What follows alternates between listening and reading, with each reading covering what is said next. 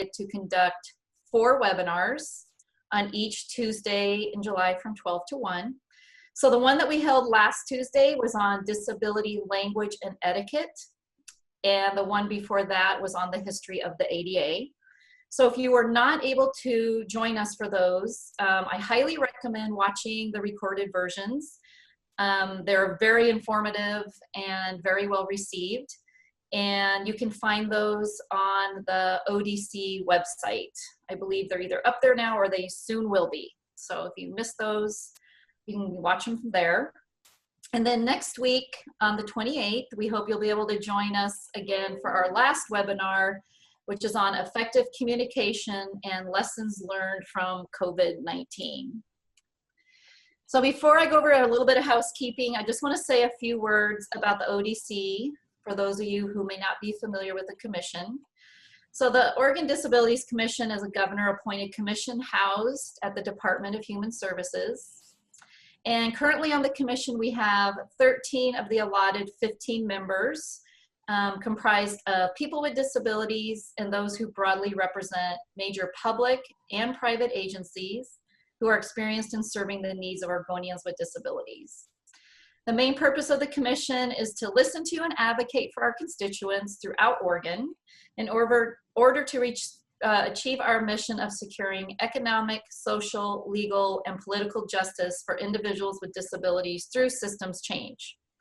So we advocate for Oregonians with disabilities by educating and advising DHS, the governor's office, and the state legislative assembly and other appropriate state administrators. So as a commission, we meet every other month, and our meetings are open to the public. So if you're interested in learning more about ODC or attending any meetings, please visit the website and reach out to the ODC staff. So now just some quick housekeeping. Carrie already touched on it a little bit, but I'll go over it a little bit more as well. So again, this webinar is being recorded and it will be housed on the ODC website. There is CART available, so captioning is available, and you have 2 options. You can click on the closed caption link you can see there at the bottom of your screen, and you can follow along there with closed captions, or there is a link provided in the chat box, and you can click on that, and that will open a separate window where you can follow along with chat that way. Also, we have ASL interpreting available, which I think maybe you guys can all see. But if not, you can go to the window where you see a person who's captioning, and you can click on the 3 dots above, and you can pin them so you'll be able to watch them at all times during the presentations. If you have any questions, please go ahead and type them into the chat box, and we'll answer the questions at the end of the presentation. But we'll also have time at the end of the presentation for you to ask any questions. And in that time, you can turn off your microphone and ask questions. And before you leave today, we ask that you please complete a poll survey, and it just pops up on your screen, and you can interact with it with your cursor, and there'll be 3 short poll questions that we would really appreciate your feedback on. So that's the end of the housekeeping. So again, I want to thank you for joining us, and I'd like to now introduce Brian Secree, who is with Access Technologies, Inc., and he's going to be sharing with us a presentation on assistive technology and universal design. So thank you, Brian, for being here. Thank you for having me. Yeah. All right, so I'm just going to go ahead and start sharing my screen.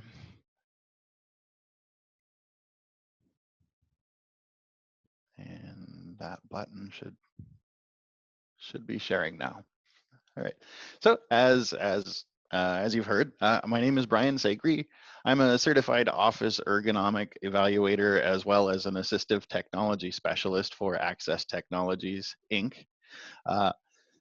ATI is a little nonprofit based out of Salem, but we serve the state under 2 federal grants. The first one being the Oregon Statewide Assistive Technology Program that allows us a library of about 2,000 physical items and about 500 apps that I usually go all over the state giving demonstrations of to individuals. And we still do that to some degree, as well as some remote demonstrations. And a lot of those devices, most of those devices are actually available to borrow for longer term to see if the technology actually suits a person's needs. The second grant that we hold is for the I Can Connect program, also known as the National Deafblind Equipment Distribution Program. It's a really cool thing that we do, where if a person's vision loss and hearing loss are such that it is really difficult to access mainstream telecommunications equipment, well, the Federal Communications Commission provides the technology and the training so that a person could use that. And so a couple of times a month, I actually get to be Santa Claus and deliver some really cool technology to people under that program. But yeah, today we're celebrating the ADA, and so we'll start by talking a little bit about the thing that I am sort of the expert in, and that's assistive technology. When people ask me what assistive technology is, I usually don't give them the legal definition, which is assistive technology is any piece of equipment or item or software program or product system that is used to increase, maintain, or improve the functional capabilities of persons with disabilities. Instead, I usually just tell them I show gadgets and software that helps people increase their independence. And that technology, when you come by our office, it says Access Technologies really big on the sign, but then you look inside and it's a lot of durable medical equipment that you see, and a lot of it seems pretty low tech. And there is a distinction between low tech and high tech,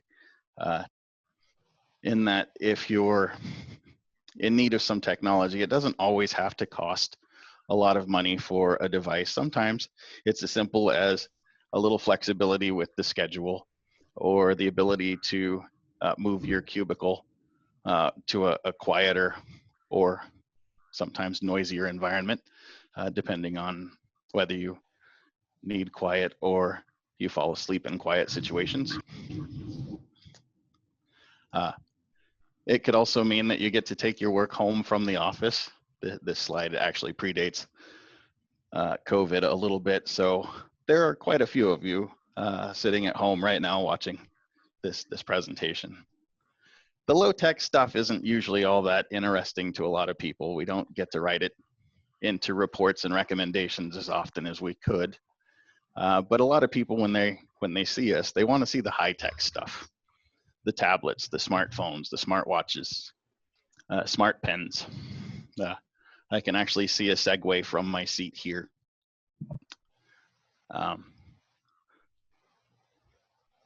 And those are the really expensive items, and I'll kind of discuss why I don't really like them as we move along. So for a visual example, usually when we meet, I have tables and tables of devices, and we pass them around like a Tupperware party. You eat already? But we can't do that today. Maybe. So I'll show you some images of some of the things that assistive technology can potentially be for a person. First, there are mounting systems. This particular laptop mounting system that we see here is designed to fit under the seat of a power chair user's seat, and it bolts in a couple of spots, and it allows a person to access their computer, their speech communication device, the world from their perspective. Assistive technology could also be positioning devices. We're not technically able to do that here but a lot of technology goes into making sure that a person who uses a chair is able to do so long term without a lot of the effects of the sedentary position that they're in. And a lot of technology goes into that, and those chairs do get really expensive. Assistive technology can also be magnification. If we're talking about analog magnification, that requires no electricity to use. Once you get beyond a 6 power magnification, the size of the lens becomes very small. And a lot of folks that need that magnification at a higher power to read their books, they'll need to go digital. It's just not possible to read War and Peace through a hole the size of a silver dollar. Not comfortably, not easily. But the cool thing is, a lot of these magnification devices with high contrast, and they can zoom sometimes 50, 125 powers, they can be replaced by mainstream technology. And so a lot of times these days, a lot of the specialized assistive technologies are actually moving into electronic devices that are mainstream and a lot of people already have. That's really cool. Assistive technology can be the wheelchairs themselves as well. What we see here is a pretty sporty wheelchair. We don't actually have this one, but I really like the design of it. It notably lacks a handle in the back, so no one can help you without actually asking if you want to have your shoulders touched. Yeah, we do a fair business with walkers and rollators. Again, that's what people see when they actually look in Access Technology's front windows, and that's because walkers and rollators and other mobility assistance falls under that subheading of assistive technology. AT can also include braces like this skier's brace that we see here. It's usually recommended that a person see their orthopedic surgeon to have a brace recommended for them. And usually it's a specialized piece of equipment. And we don't really do a lot of that here, but it does fall under that heading of AT, which also could include things like power lifts that help people get up the stairs in their homes. This requires a contractor, and I'd like to put one together, actually. It seems like it would take a lot of power tools. One of the coolest lines on my resume is that I'm a Dragon trainer. Yeah, Dragon is one of the pieces of software that actually qualifies as assistive technology. It helps a person access a computer that they would probably otherwise not be able to touch or use as well. It is expensive software, and as such, I do like the fact that it's almost time for Dragon to kind of ride off into the sunset, and all the things that it does actually gets folded into the operating systems, your Windows, your Mac OS, or your Chrome OS. We're just about there, and that makes me pretty happy. And the company that makes Dragon, Nuance, you don't have to worry about them. They also make Siri, so they're getting paid. We have a lot of devices available for people who have difficulty with their hands, including adaptive writing utensils. What we see here is actually called a pen again. We call it a wishbone pen. It's designed to wrap around the knuckle on your index finger, and you don't have to apply very much pressure, if any at all, to write. And that will really save a lot of pain if a person has something like osteoarthritis. AT can also be something that helps a person communicate. So this thing that we see on the screen right now is a Surface tablet that's connected to an eye gaze system. And while it's made some strides, eye gaze is somewhat fatiguing for a lot of individuals, and still quite expensive. But as more and more gamers are actually being marketed to for using eye gaze to control their games, we're going to see more of these devices made, and the cost will hopefully come down to reflect that. We also get a pretty big courtship going on right now with the telehealth device manufacturers. As we know, a lot of our people are kind of trapped in their homes and in their facilities, and they can't go see the doctor, but we can bring the devices to the people. And a lot of them are somewhat straightforward to use. And so the person can have their measurements taken while they are at home in safety and comfort, and the doctor can get the information that they need to make the right recommendations.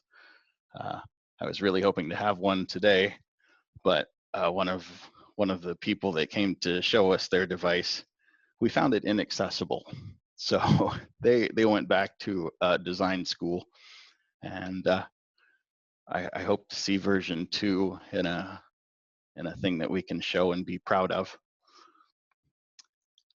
And assistive technology can also be a lot of those mainstream devices again, like Alexa. The Amazon Echo device is a couple $100s, and the smart plugs are a couple dozen dollars each these days.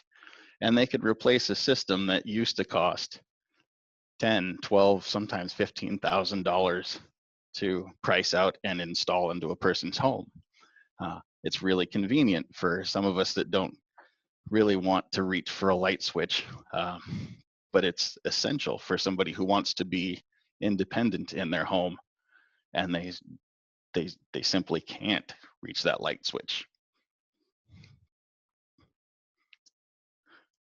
One of the bigger things that falls under assistive technology is screen reader software, and it's always kind of an interesting topic, this screen reader software. On the one hand, it's absolutely necessary, but on the other hand, it sometimes costs money. The most common paid for piece of screen reader software is called Job Access with Speech, or JAWS for short. And they moved to a software as a service system, which means you're never done paying for it. And it used to cost a whole lot of money, just one lump sum for a version of the software. And they've since switched it over to where you pay them $90 a year.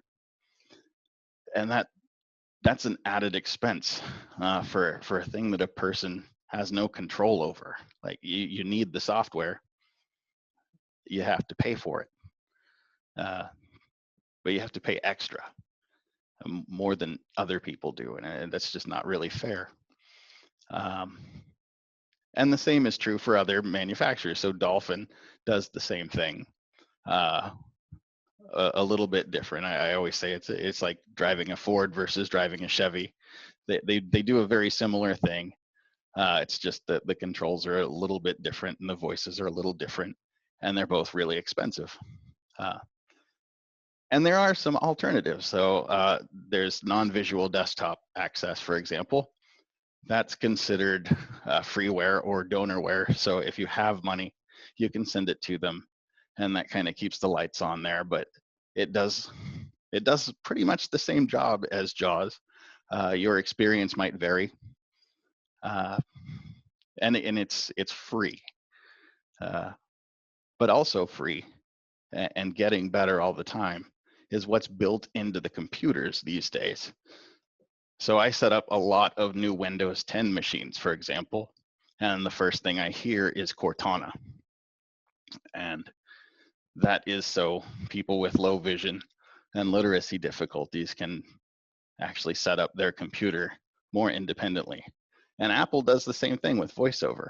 So it's getting better, but it used to cost a lot extra to have your accommodations. One accommodation that's probably not going to go away are Braille displays.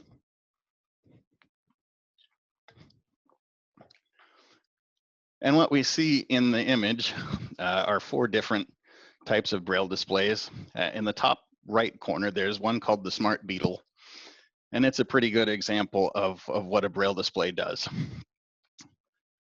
It has 14 cells that a person who reads Braille can access, and they can take notes and read their emails and text messages. And it fits in a pocket, so it travels. And in the lower left-hand corner, there's the Focus 40, made ironically by the same people that make JAWS. And they also make an 80-cell Focus for computer users. It's a lot of fun to clean one of those things. It involves a lot of rubbing alcohol, paintbrush, sometimes Q-tips. But these guys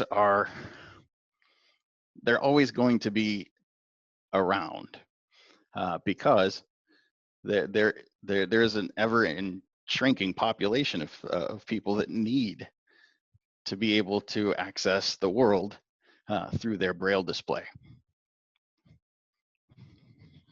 They cost about as much as a car, though. And that's why I really like our I Can Connect program, because the people that really need the Braille displays the most, that can't use screen reader software by itself because maybe they can't hear it so well, but they can read Braille. They have access to the world through this, and if they qualify, they don't have to pay extra. There are other softwares for literacy that are out there. There's some that are designed specifically for people who have dyslexia. There are some that are just really convenient for dictation. There are some that just kind of help find the right word when you're trying to put together your work. And again, almost all of these things cost extra except the web extensions. And almost all of these things are being addressed now by the accessibility departments in the major computer and tech industries. And that's actually a good thing. So when a company like Microsoft decides that they want to do away with screen readers as a business that costs extra, they incorporate it into their operating system. And it goes from being assistive technology to a universal design. And there's a quote there from me that said, if they all do this, I would be unemployed. A lot of the assistive technology I talk about is necessary because a lot of the designs that we have in our day-to-day lives just didn't include everyone from the start. And so the difference is that universal design is considered a process that enables and empowers a diverse population by improving human performance and health and wellness, as well as social participation. What we see in the image here is actually, I believe it's the all-inclusive restrooms at a courthouse in Portland.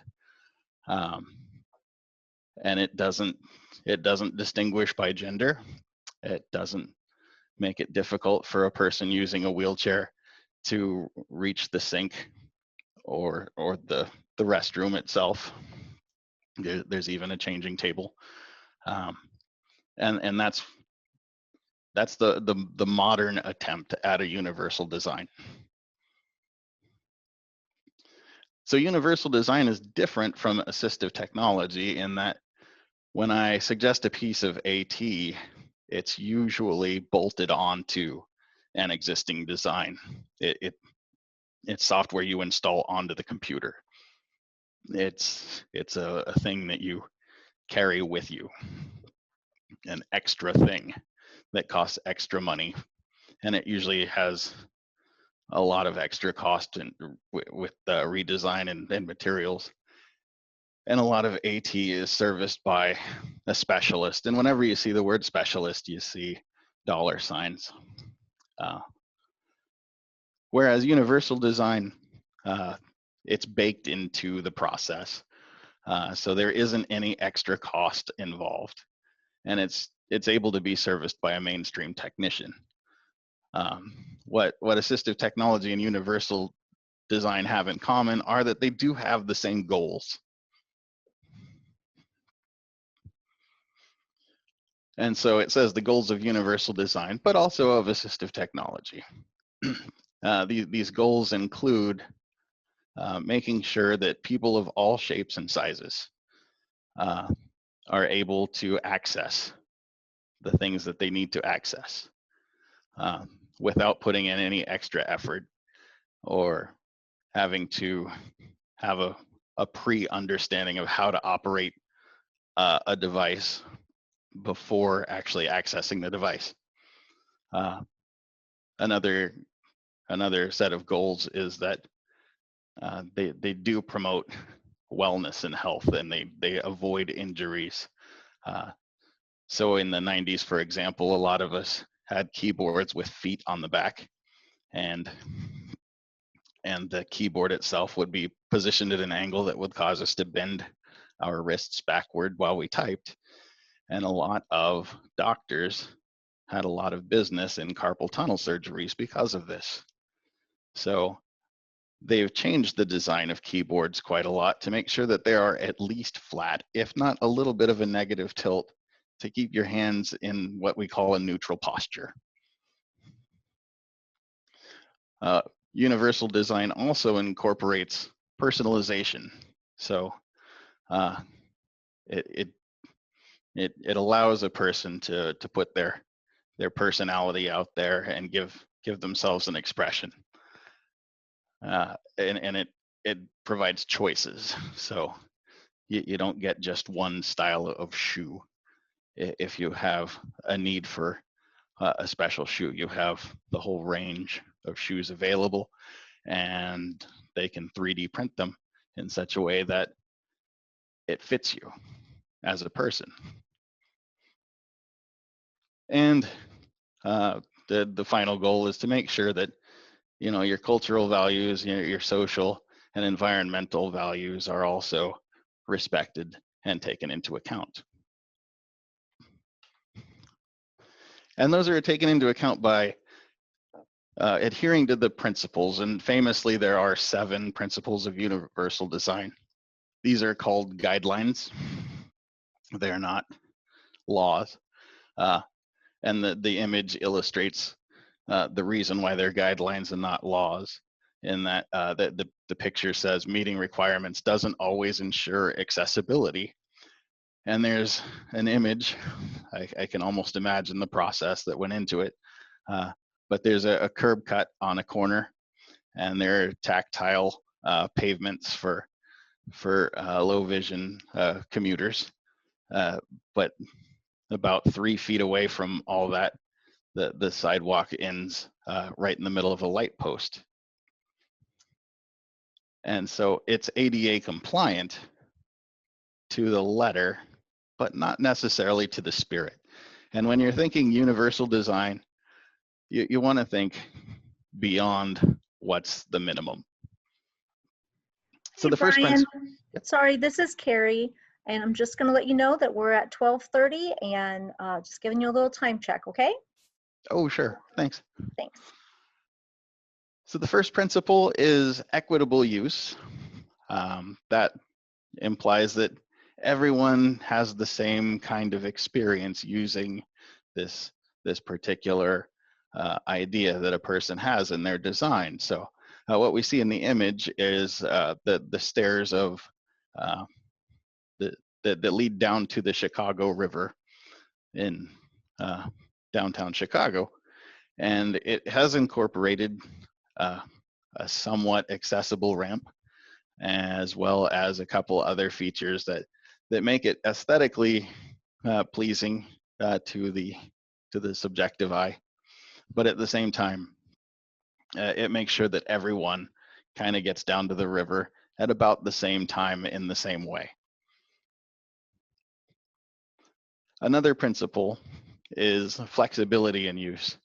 And originally I was going to incorporate an image of my desk which is electric, height adjustable, and it goes down to about 2 feet off the floor, and it goes up to about 5 feet up, and has a swing away keyboard tray and all that. But I really was impressed by the gaming industry's embracing of universal design. And so I've included this really dark graphic of the button mapping scheme for a game called The Last of Us Part 2, which has what they claim, probably accurately so, to be the most accessible video game ever. That you have pages and pages and pages of options that allow you to access the game, and more people are allowed to play and don't feel left out because of this design. The third principle is making something simple and intuitive to use. And so what we see in the image is an Amazon Alexa remote. And compared to the remote that my grandma bought in 2004 that said it was a universal remote, this one doesn't require any masking tape to cover all of the extra buttons that make the TV, and back then the VCR, harder to use. This device that we see on the screen here, the only English or any written language on it at all is actually the logo for the company that makes it. It's tactile. There are only 8 buttons, 12 if you count the directions. The fourth principle is to make your information perceptible. So it shouldn't require a lot of extra steps to learn how to do something. And whenever possible, we try to think of legibility. So what we see in the image is actually a tactile map of the Wolverhampton Art Gallery. And all of the black lines that we would see on there are actually raised up off of the map, so a person could feel the map and kind of know both where they are and where they want to go and what direction they would take to do so. The fifth principle involves tolerance for error. That means you can be wrong, but you can still be right. And taking away features that lead to failure. So what we see in the image is called a USB to USB-C cable, and just the business ends of them. And the USB side of things, again, they said universal serial bus is what USB stands for. Most of us have had to try to plug in the device 3 times before we're successful. And then when they got to USB-C, which is the smaller end of the plugs, they made it so that you can be upside down and it still works. And that's universal design. Principle 6 involves a low physical effort. So this allows a person, again, to maintain that neutral body position. They don't have to reach for anything. They don't have to stretch and hold a position that makes them uncomfortable. And for this visual example here, I've actually included the Apple IIe computer. This is actually the first computer that I ever touched, not the one on the screen, but it's a representation of them. And anyone that sat in front of the thing as an 8-year-old kid would never know to reach behind the box to find the dip switch to turn the power on for the computer. It's a bit of a stretch, and most of the monitors in the library where I played with computers as a kid, they all had kind of a forehead mark on the monitor from reaching behind the thing to turn it on. These days, we do look at this for laptop computers especially, where the power button is located is very important for people who have mobility difficulties. It's still a thing that we address, but it has come a long way. The 7th principle is to use the size and space for approach and use, which is to say, make room for everyone. And what we see in the image is a playground that is accessible. And what that means is that the merry-go-round is level with the ground, and a person using a wheelchair up to 3 can actually access the merry-go-round without any special help from anyone else. They can just get on the thing and go. There's a swing that's accessible, and there's a jungle gym that's also in many ways accessible. I don't know where this is. It's probably not here in Salem. But we have had conversations with local municipalities about how to make playgrounds more inclusive for everyone. So if we wanted a single universal design for everyone, it just doesn't exist.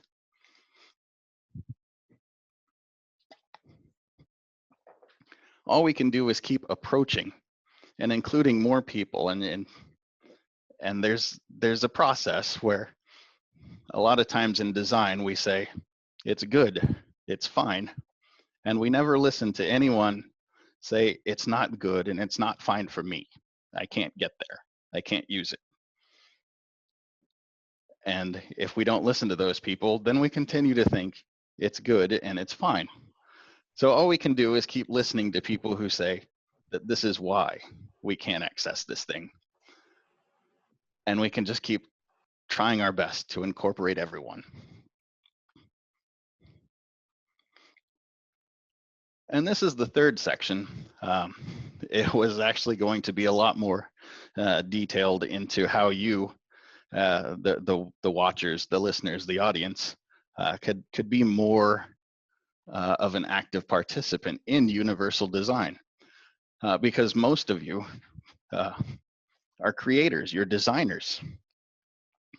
You work under what we call the ICT umbrella, Information and Communications Technology, also known as IT. And those communications, they're federally recognized as the web, mobile device apps, installed software, including Microsoft Office, and operating systems like Windows. It could be non-web software and files. Those are your PDFs that you look at in Adobe. And all agency official communications fall under the ICT umbrella. So while we talk a lot about the ADA, there's also Section 508. And these concepts fall under the rules of accessibility. If you work for a large government agency and you save your PDFs as printouts, it's an easy button to click on if you're working in Microsoft Word. But a person using those screen readers that we talked about earlier will have no access. If it's a 30-page document that was printed from Microsoft Word with all the accessibility features, all the person's going to hear if they use a screen reader is 30 times the Word image. And there are ways to fix that. So these are the things that make a document accessible. The first is using the heading structure by the use of styles. If you have a word processor nearby or on a different screen or just afterwards, and you take a look in what they call the ribbon, the area above the paper but below the very top of the screen, a lot of that real estate is taken up by styles. And a lot of people don't use those styles because they don't know why.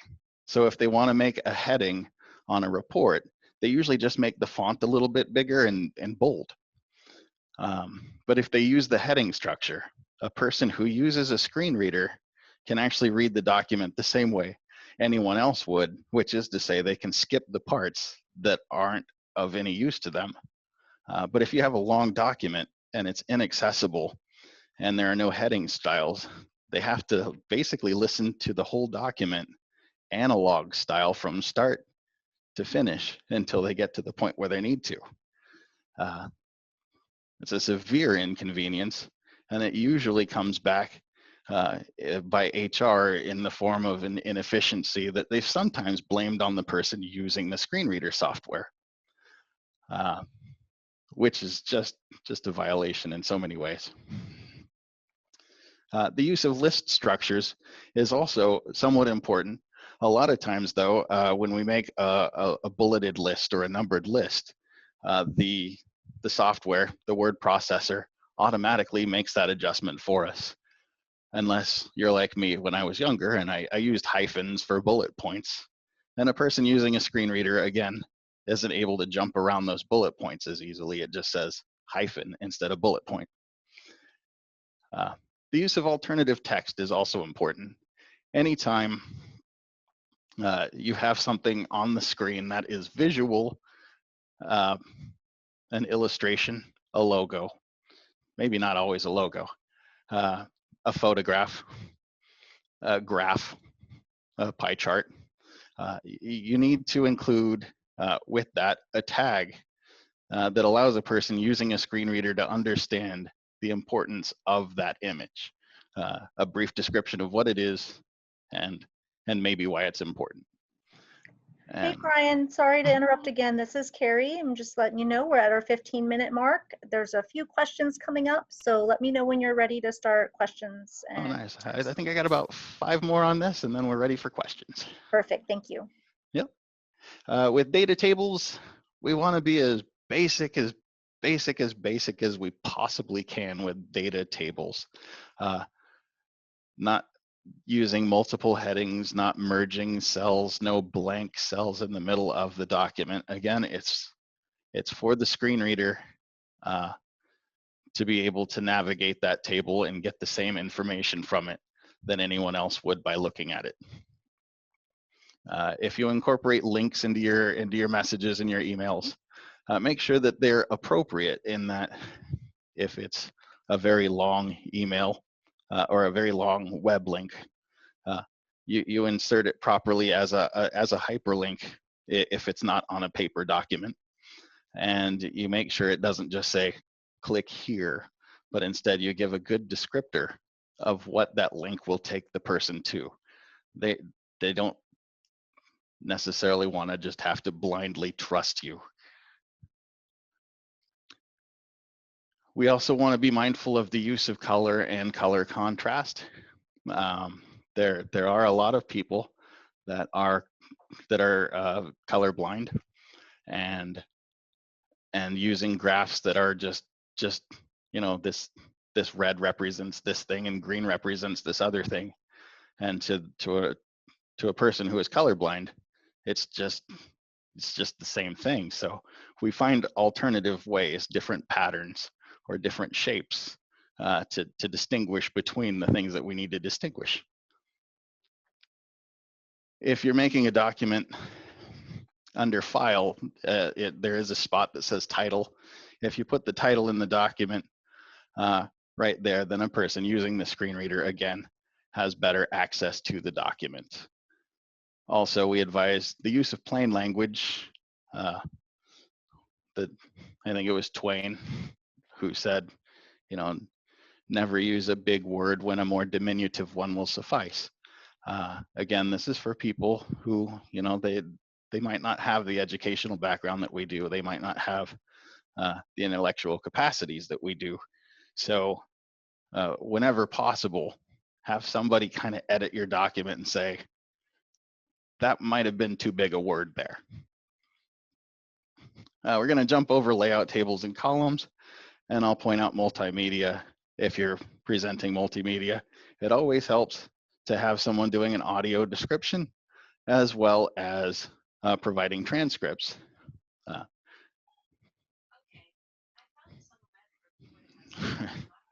Siri's going off in the background. We're going to jump over that. And so web users, there's something called the W3C, the World Wide Web Consortium. They actually keep the standards for using the web. And when they asked people, the top 5 things that people said were difficult for them were color contrasts, the inability to just use their keyboard or be able to find the visual focus indicators. What that means is that when you press tab around your screen, you should have a border around the thing that is selected that makes sure that it's not just bolder, it's not a different color, but it actually has a real border around just the thing that's being selected. Problem number 3 is missing or poor alternative text, or text links that are meaningless. Or number 5, when people who are lower vision increase the font, suddenly all the text looks bad. And when we say these things need to be fixed, we mean don't fix them on a separate page and then make a link for it, an accessible version. We've established, well, probably about 60 years ago, that separate but equal is not how we do things. Also, people who use mobility, or people who use mobile phones, smartphones, they have accessibility difficulties as well, in that sometimes pinch to zoom doesn't work so well. So a lot of times in your mapping software, instead of pinch to zoom, or in addition to, you'll see a plus and minus to zoom in and zoom out, and that helps. There are sometimes announcements that are unspoken. I help a lot of people, and that's one of the things that they say is like, sometimes my phone talks to me and I have no idea what it's saying or why. Inaccessible menus, fonts that are bad, or any kind of content access that requires the use of both hands is all, again, ill-advised. So how do you check accessibility? Well, you just ask. There are trusted testers out there in the world. And if your employer did things right, about 7 to 10%, if not even more, of your staff will have a disability. And if they're open about it and willing to talk with candor, set up a hotline or a website, and they'll tell you what they find difficult and what needs to be fixed. If you want, you can wear a blindfold and engage with your technology. You can always grab a screen reader and try to turn it on and use it. It's difficult for a sighted person, but not impossible. You can unplug your mouse and see how far you can get just by using your keyboard. Or you can switch that around and you can unplug your keyboard and see how much you can do with just your mouse. And there are extensions and add-ons that you can use to check accessibility. Use them wisely and take them with a healthy grain of salt. When you're in webinars and intra-office chat, try to be careful with your choice of font and font color in your messenger apps. This actually came from the Department of Defense. It's sometimes hard to read magenta text in cursive. Whenever possible, we put the spotlight on the speaker. I'm pretty sure I'm on your screen somewhere. Include a transcript for all of your recordings, and I take this moment to say thank you to my transcriber today. Use CART. Thank you, Captioner. And the sign language interpreters, I thank you too. They are essential to any public meeting. It's not a available on request kind of thing. They really should be just available. We always try to make it so that people don't have to take extra steps just to get the same level playing field. And so with that, that ends the presentation side of things, and I understand there are some questions. Yes, hi, thank you so much. This is Carrie. Thank you, Brian. Hi, Carrie. One of the first questions was, how have hands-free hubs and environmental controls evolved? Well, one of the first ones that I personally had to deal with was it's a $10,000 unit. They call it an XCOM or something like that, and it operates based on a switch system. So you have to actually physically plug in a switch. or a sip puff system where you breathe in or breathe out into a thing. And again, super expensive, super slow. The rate at which you can turn on a light involves, you have to blow into the thing until the light beams down to where the switch is that you want to activate. Then you activate it, and it makes a very loud, audible ka-chunk sound when the light does eventually come on. Whereas these days, with Wi-Fi and a device, and you can actually, if you're worried about a large corporation like Google or Amazon listening in, you can actually use a Raspberry Pi. They cost $50 to $100 to set this thing up, but you can actually you can program a Raspberry Pi to do these voice commands for you. You wouldn't be able to access it with the switch, but if a person needed to use a switch because their voice fades out on them from time to time, the iPads, they're very switch accessible these days, and there are ways that don't cost much extra to get a completely accessible home using just your voice or a switch and some mainstream technology. Great, thanks so much for that. Another question was, is there a recommended software for people with dyslexia? Well, almost all of it. So universities and high schools and other educational institutions, their accommodations department usually has one piece of software, and it's usually it's either Read and Write Gold or Kurzweil 3000. Those are both there.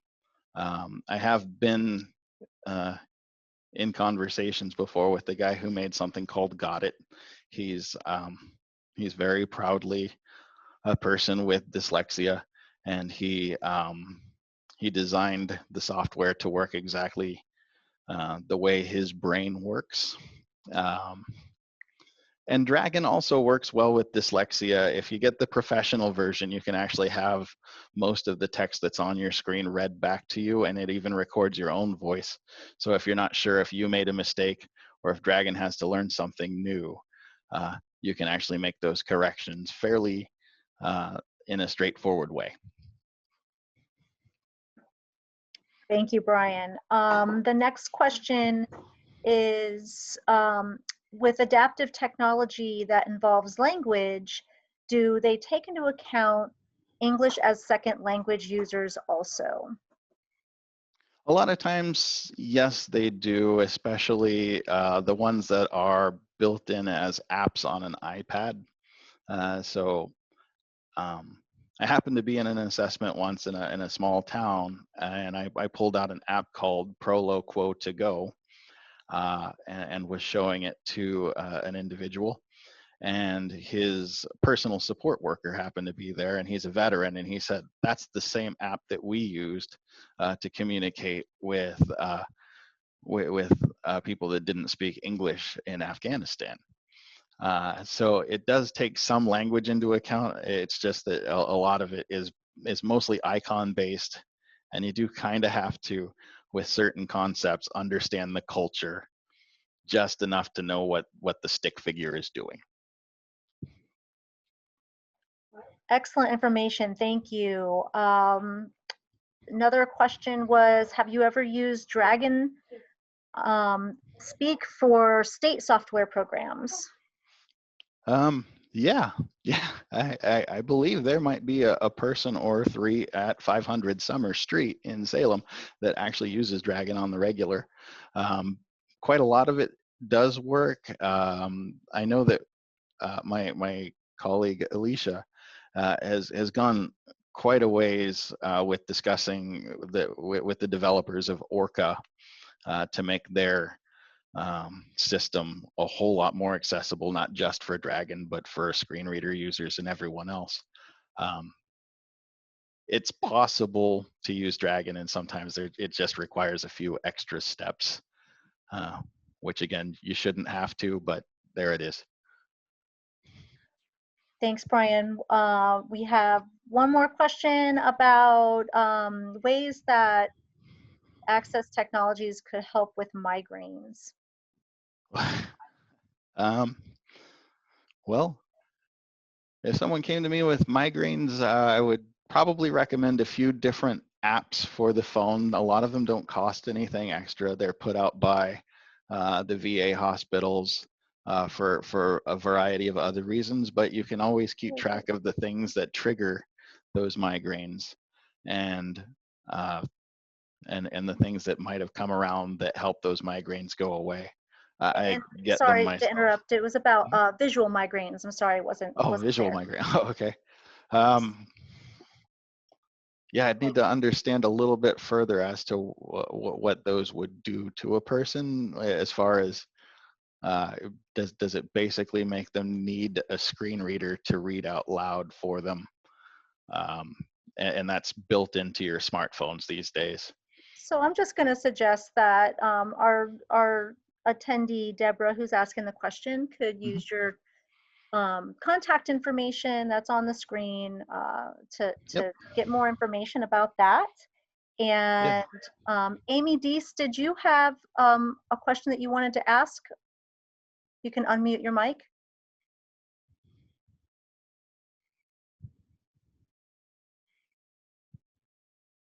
Okay.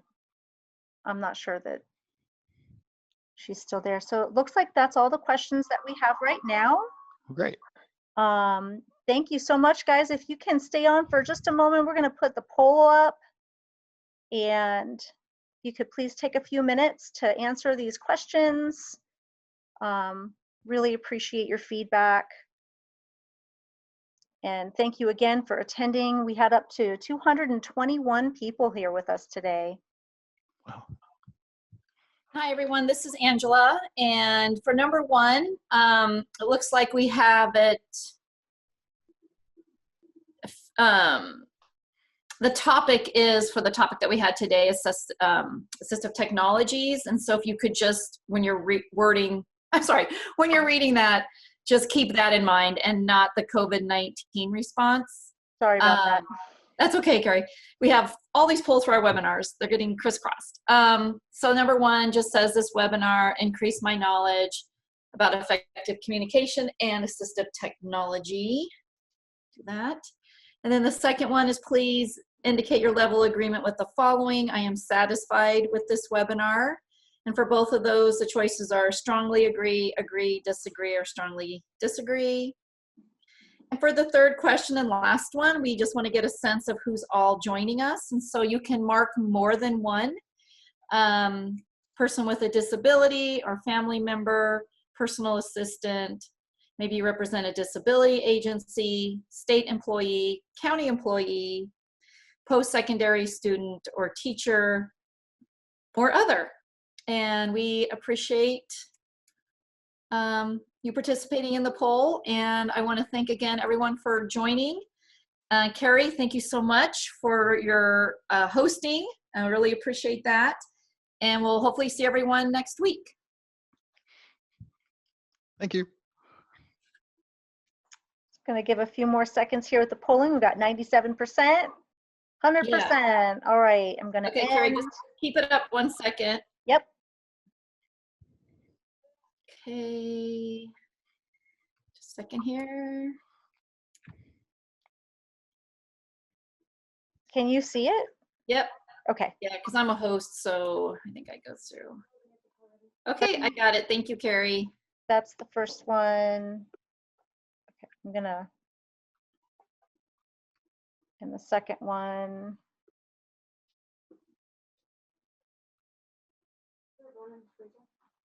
Oh, wait, let me get that one again. Okay. And here we are, number 3. Whoa, there's a lot.